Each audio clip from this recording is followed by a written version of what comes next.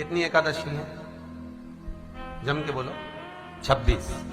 जो भगवान विष्णु के पास जाकर निवेदन करी थी वो निर्जला था, निर्जला। इसलिए सारी एकादशियों में निर्जला एकादशी की महत्वता शास्त्र प्रमाण करता है महाराज। पर हिंदू धर्म के 3 व्रत ऐसे बता दिए जिन व्रतों का पुण्य समाप्त नहीं हुआ।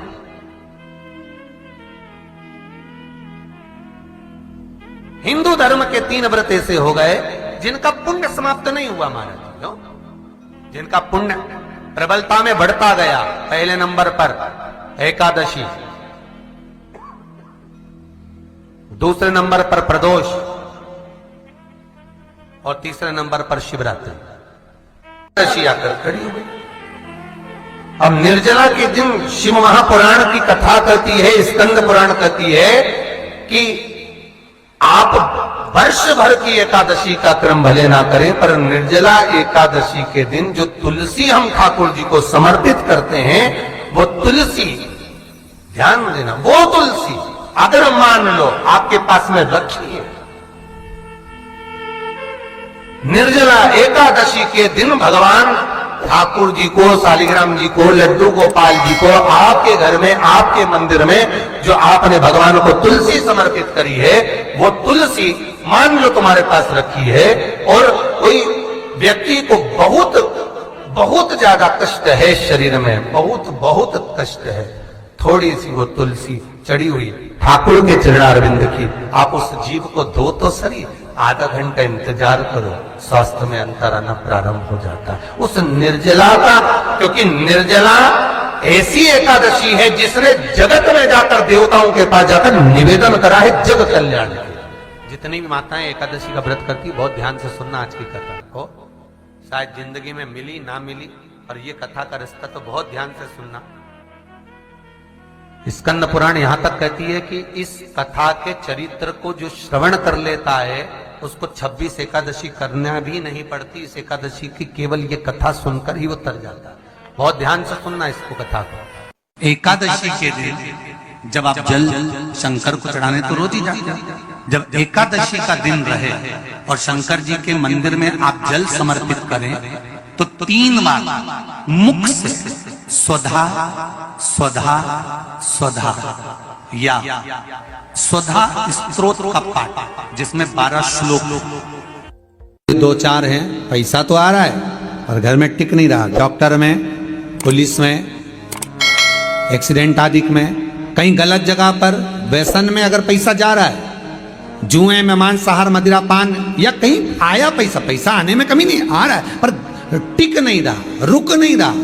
कोई मांगने आ गया, दे दिया, फिर वहां से अपने पास नहीं आ रहा, अपन कह रहे हैं भैया हमारा पैसा लौटा दो, नहीं आ रहा। तो महाराज शिव महापुराण की कथा कहती है एकादशी के दिन गंगा के जल में मात्र 7 बेलपत्री डालकर, जो नंदीश्वर भगवान अर्थात जो शंकर जी के शिवलिंग के सामने नंदी होता है, उस नंदी के चरण पर गंगा का जल चढ़ाकर बेलपत्री शिव पर समर्पित कर देता है, उसके घर में रुपया रुकना चालू हो जाता है। फिर वो गलत जगह पर नहीं जाता, गलत स्थान पर वो धन जाएगा ही नहीं।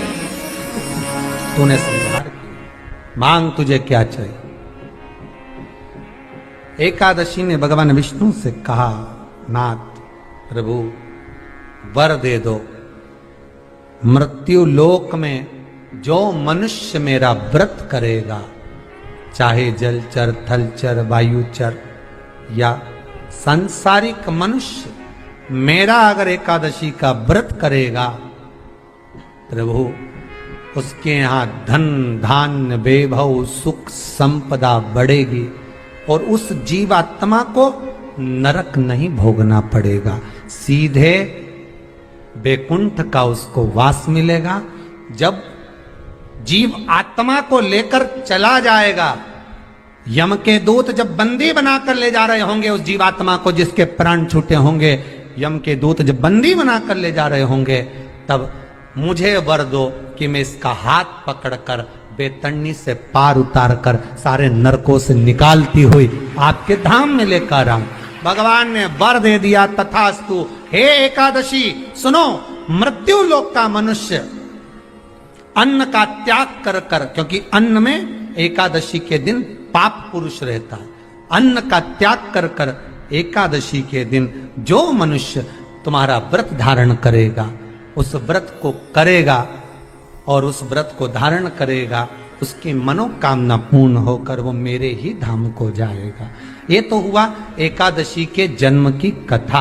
एकादशी के दिन गंगा के जल में मात्र 7 बेलपत्री डालकर जो नंदीश्वर भगवान अर्थात जो शंकर जी के शिवलिंग के सामने नंदी होता है, उस नंदी के चरण पर गंगा का जल चढ़ाकर बेलपत्री शिव पर समर्पित कर देता है, उसके घर में रुपया रुकना चालू हो जाता है। फिर वो गलत जगह पर नहीं जाता, गलत स्थान पर वो धन जाएगा ही नहीं। बेटा अगर व्यसन में पड़ा हुआ है, मदिरा पान में पड़ा हुआ है, मांसाहार में, जुए आदि में जा रहा है, तुम्हें लग रहा है कि मेरा बेटा गलत मार्ग पर जा रहा है, ये मित्र दोस्ती गलत हो रही है, वो सही जगह पर आ जाए। करना है एकादशी।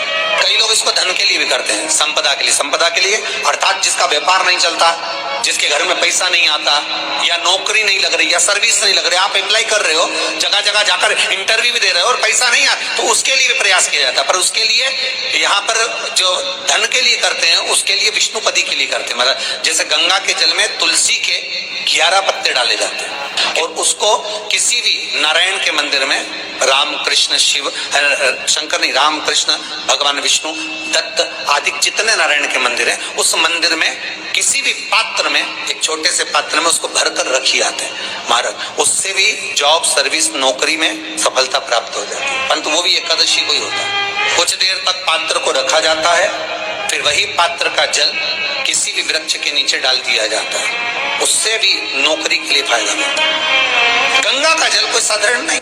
दशमी, एकादशी और द्वादशी, इन 3 तिथियों पर एक रोटी में थोड़ा सा मीठा रखकर सोमक पितृ का नाम लेकर यदि गाय को खिला दिया जाता है, तो अगर कोई पूर्वज प्रेत योनि में भी पड़ा हुआ होता है, भटक रहा होता है, जिसको पिंड नहीं मिला, जो अचानक मर गया होता है, अधोगति में चले गया होता है, उस जीव की मुक्ति दशमी, एकादशी और द्वादशी, 3 दिन सोमक पितृ का नाम लेकर रोटी में, पूड़ी में मीठा रखकर अगर गाय को खिला दिया जाता है ये 3 दिन तक, तो वो पितृ कभी भटकते नहीं है, उनको मुक्ति प्राप्त हो जाती है, मोक्ष में। नहीं, एकादशी है कौन, क्यों इसकी इतनी प्रधानता है, क्यों इसकी पुण्यता है, ऐसा क्या है एकादशी में जो इसकी पुण्यता मानी जाए? कौन है ये जो भगवान नारायण तक एकादशी का व्रत करते हैं? सुभद्रा जी को भगवान जगन्नाथ ने, जगदीश ने एकादशी का व्रत कराया था। बद्रीनारायण भगवान को माता लक्ष्मी ने एकादशी का व्रत कराया था। क्यों? चंद्रायण एकादशी व्रत की माता। एकादशी है कौन? तो कहा जिसको व्रत करने पर भगवान नारायण भी जिसका व्रत करते हो, भगवान माता लक्ष्मी जिसका व्रत करती हो, वो एकादशी है कौन? तो शास्त्र वर्णन करता है महाराज, स्कंद पुराण का सुंदर चातुर्मास्य खंड के अंतर्गत वर्णन आया है महाराज। एक बार भगवान विष्णु आनंद में विराजमान थे, पद्मावती और माता लक्ष्मी दोनों उनके पास में विराजी हुई थी। भगवान लक्ष्मी और पद्मावती दोनों बैठी हैं, एक सिर के पास, एक चरण के पास। कुछ समय बाद वहीं पर ब्रह्मदेव का आगमन हुआ और ब्रह्मा जी आगमन पाकर भगवान नारायण पद्मावती से लगकर उठे और उठकर लक्ष्मी की ओर झुके। झुकने पर इन तीनों के समागम से भगवान नारायण के हृदय चित्त से एक कन्या प्रकट हो गई। उस कन्या का नाम एका था। क्या नाम था? एका। अब 10 उसके गुण इतने प्रबल थे, वो 10 गुण उसके बड़े प्रबल थे कि वो एका जिसको निहारती थी उसको संपदावान बना देती थी, जिसको देख लेती थी उसके जीवन में वो आनंद की अनुभूतियां करा देती थी। एका जिस मार्ग से जाती थी उस मार्ग के द्वार खोल देती थी। एका का पुण्य इतना पुण्य प्रखर। पद्मावती और लक्ष्मी ने कहा महाराज